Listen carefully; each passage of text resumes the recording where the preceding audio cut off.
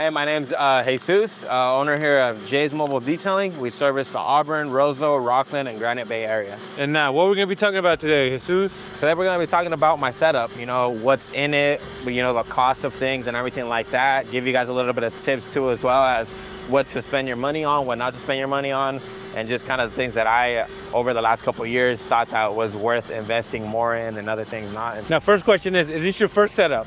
This is my second setup. The first setup I made myself in the back of a pickup truck.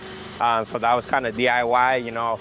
I had a couple of 2x4s with plywood, made everything work, you know, with what I had at the time. But after a year, you know, we grew and we were able to get a little bit more clients, so efficiency started to be a key factor into the setup.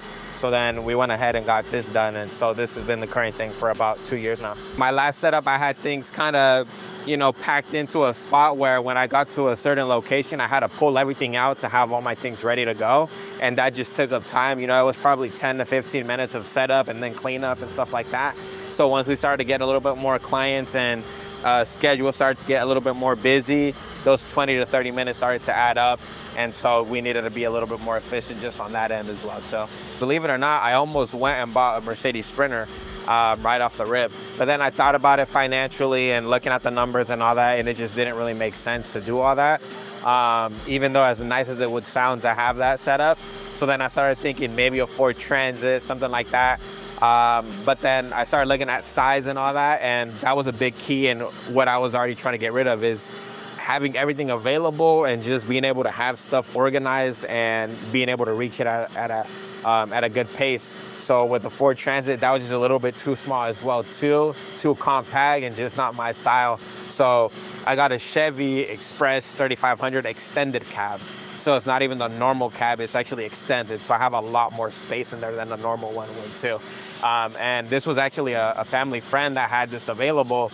And it just so happened that at the same time, we were kind of lined up. He was trying to get rid of it and I was in the market to look for something. So I just kind of worked out in that aspect, and yeah. A lot of detailers, they want the Mercedes. What was it that didn't make you jump on it? The cost, the payments, the maintenance? What was it? It was more of the cost, you know, because in reality, like, you know, I know we're all pretty successful and all that, but just 60 grand for a brand new Sprinter is a lot of money, you know, and then that's not even including you getting a setup done, getting it wrapped, and all that other miscellaneous stuff that comes with the cost of it. So you're at least looking at a good 80 grand, you know, so that is a lot of money, you know. So with that in mind, I was like, yeah, that's not really the way to go. And then I started looking at used ones and stuff like that. And then I was like, but then insurance. And then I started looking at insurance and all that. So that also became a big cost as well. So it was just a bunch of, it's not the time yet, you know, it's just not the time yet. But we're still working hard. And hopefully in the next couple of years, we do upgrade to that Sprinter van at some point too. So yeah. How much did this one cost you? So this ended up costing me $2,600, believe it or not. And like I said, it was a family friend that needed it, kind of gone. It was just sitting there and they had no use for it. And I was like, hey, you know, I'm willing to take it at that price. You know, if anything else comes up, it's on me. I know what I'm getting myself into. And luckily, I haven't had too many issues with it. A couple repairs here and there, but retail price, if you were to buy one that was like fully set to go and everything like that, you'd be looking at about 8 to 9 grand for something like this, if you could find an extended one, because those are pretty rare. So I was like, you know, I got a bargain for it, and I think even then, I've been able to save my money on it, so yeah. All right, man. And did it come with the equipment inside and the setup, or did you have to build that separately? No, that was all built separately, yeah. So it did have a couple of shelves in it, because it used to be like for carpentry, I believe.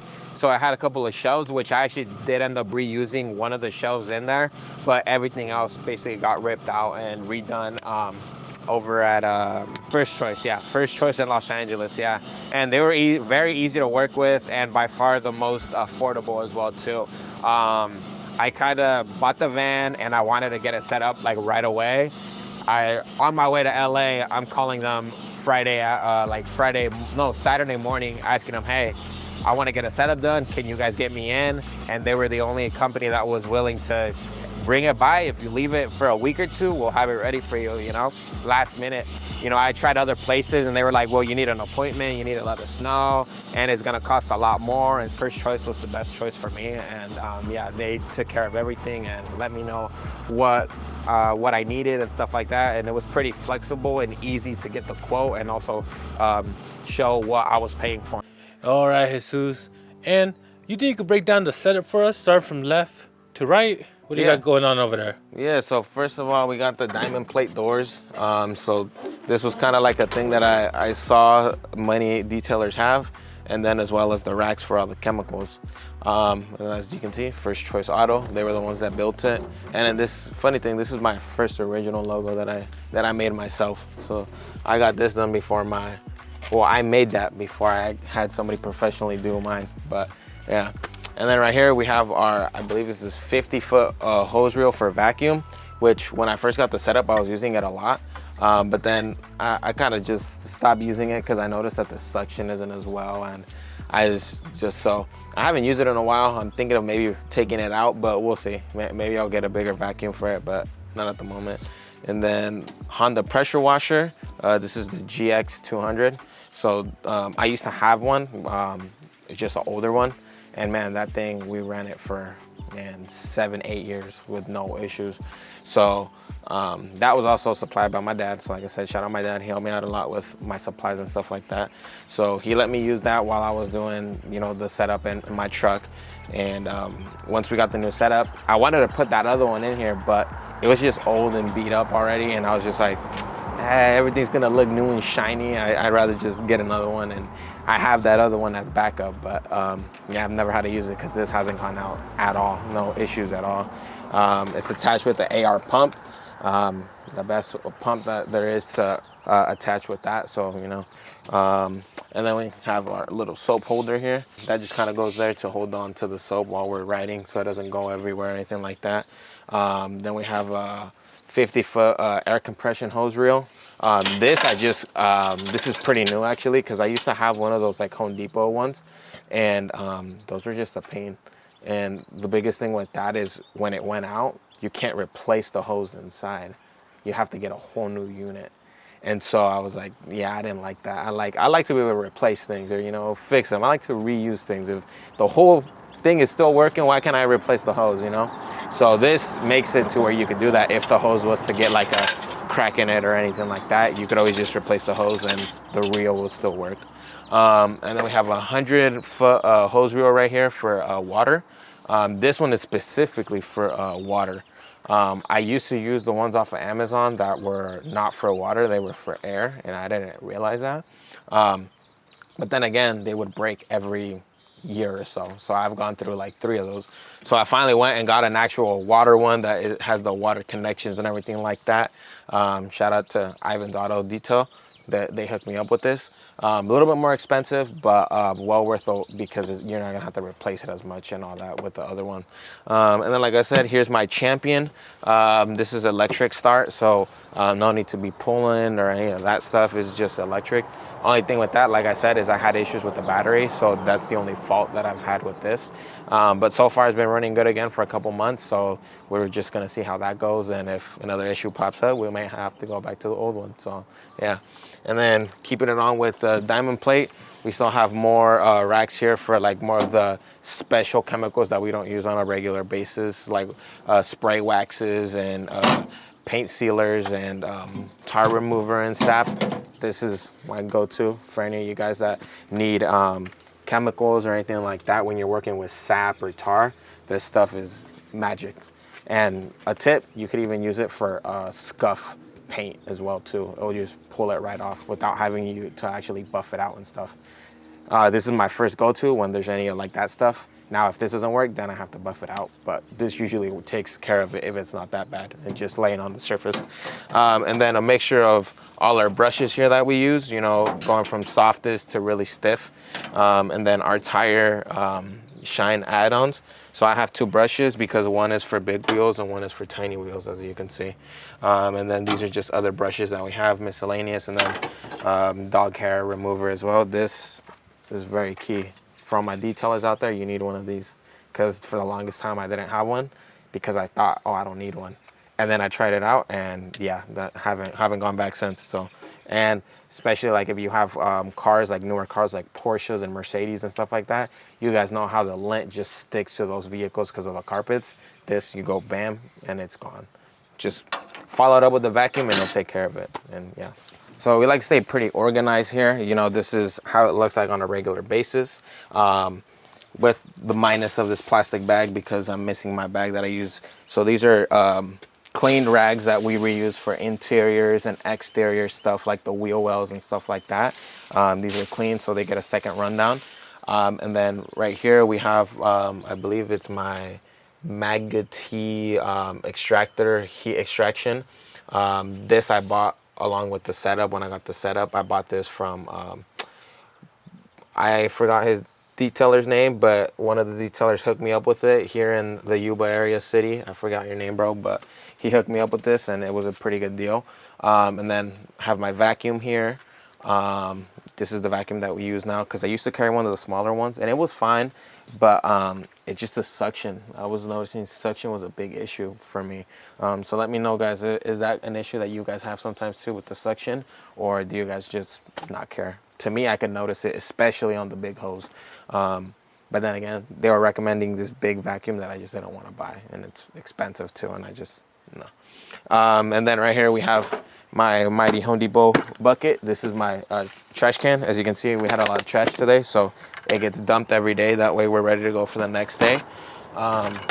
We carry 2 gallons of gas with us at all times, just in case for the machines or anything like that. So that way we don't have to go to a gas station and have to stop every time the equipment needs it. My water, so as well as the water that I have out of the tank, it goes to the pressure washer, but it still goes here if I need to refill any of the chemicals, the buckets that we're gonna use and all that stuff. So we have some water. This is a life changer because now you don't have to turn on the pressure washer to get water splashing out at pressure. This just kind of flows out and it's really good. We also carry here a compressor. I believe it's 50 gallons if I'm not mistaken. That gets used for all our, you know, our tornador and stuff. And yeah, and then on the wall over there, we have our bucket holders, which it holds 3 buckets, but I only have 2 at the moment. One for the wheels and one for the tires. And then our rack with our compounds and sealants and any waxes that we're gonna use. Those are also at the top right there. We usually have a couple gallons of other chemicals, but at the moment I haven't restocked anything yet, so that's gonna come up soon. And then, like I said, our backup stuff, backup generator, and as well as our air blower that we use for like once we're done washing the vehicles, that we use that to blow out the air, and you know, then we can go ahead and dry it up. And then up here is any miscellaneous stuff that I may need, like there's extra brushes, pads. I like to carry at least 10 pads with me, brand new. So for whatever I need, we have pads there. All the attachments that go with the steamer, because we also do have a steamer down below that's hidden in the back right there. And then chargers for any of our batteries that we have, face mask, steel wool. Steel wool is very good for light watermarks. So just a tip for you guys right there, use steel wool with your window cleaner. That's a very good way to do it. If you don't want to buy like a compound or anything like that that's specific, just steel wool and a cleaner, and you just go at it and make sure that it's wet, and it's pretty, it'll get light watermarks off. And then at the bottom row, most of the chemicals that we use on a daily basis are there, that we carry 1 gallon of those all the time as well too, and that way when we run out over there, we're able to restock them in there. And then our polishers have a Roops. Tried out a Harbor Freight one just to see if there was a difference. There is, but not in the way that you would think. Pad holders, and then I have a couple other polishers at the bottom there too, rotaries and stuff like that.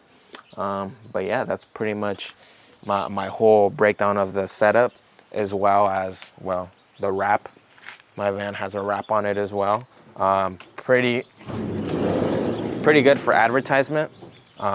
Has our name, our logo, a bit of the services that we offer, as well as our phone number, and then social media. If they want to find us anywhere, it's there as well too. So yeah, that's pretty much our breakdown of the 2002 Chevy Express 3500 extended cab here at Jay's Mobile Detailing. Okay, so let me know what you guys think, and we're gonna be posting a lot more content here on YouTube. So please make sure to like and subscribe.